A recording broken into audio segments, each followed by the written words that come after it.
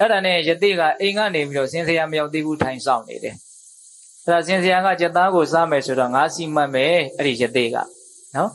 စီမံမယ်ဆိုပြီးတော့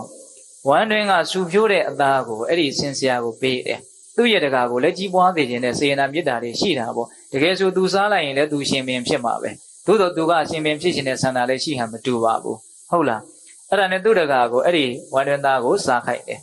သူမိမကိုကြတော့အပြင်ကအသားကိုစားခိုက်တယ်သူကတော့အယိုးမှာကတ်နေတယ်အသားကိုစားတယ်တဲ့အဲ့ဒါနဲ့နောက်3ရက်နေရင်မင်းရှင်ပင်ဖြစ်လိမ့်မယ်မမေ့မလျော့နေရစ်ဆိုပြီးတော့မှားသွားတယ်နော်အဲ့လိုမှားသွားတော့3ရက်မြောက်နေ့ကျတော့တိုင်းတစ်ပါးရှင်ပင်တယောက်ကသူတို့တိုင်းပြည်ကိုလမ်းပြီးတော့တိုက်တယ်လို့ဆိုတယ်အဲ့ဒီမှာသူတို့တိုင်းပြည်ကရှင်ပင်က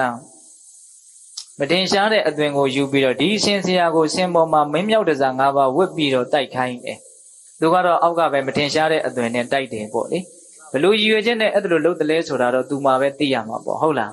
အဲ့ဒါကန်ဆိုးကျင်တော့အဲ့ဒီရှင်ဘုရင်ကလက်နဲ့ထိပြီးတော့အဲ့ဒီတိုက်ပွဲမှာကြာတယ်အဲ့တော့မူကြီးမယာသေနာပတိတွေကတို့ရှင်ဘုရင်မသေးခင်ကစပြီးတော့မင်းဝန်မင်းသားနဲ့ချိမြင့်ခဲ့တဲ့ဒီစင်စရာနော်အဲ့ဒီစင်စရာကလည်းညံရှိတော့ဘာလုပ်လဲဆိုတော့အဲ့ဒီတိုက်ပွဲကိုခေါင်းဆောင်ပြီးတော့အနိုင်တိုက်တယ်အဲ့ဒီတိုက်ပွဲမှာနိုင်တဲ့အခါကျတော့မူကြီးမယာသေနာပတိတွေကဂိုင်းမထူးပါဘူးဒီစင်စရာကိုပဲဘယင်မြောက်ကြစို့ဆိုပြီးတော့အဲ့ဒါဘယင်မင်းမြတ်ဖြစ်တင်မြောက်လိုက်လို့အဲ့ဒီစင်စရာဟာရှင်ဘယင်ဖြစ်တယ်လို့ဆိုတယ်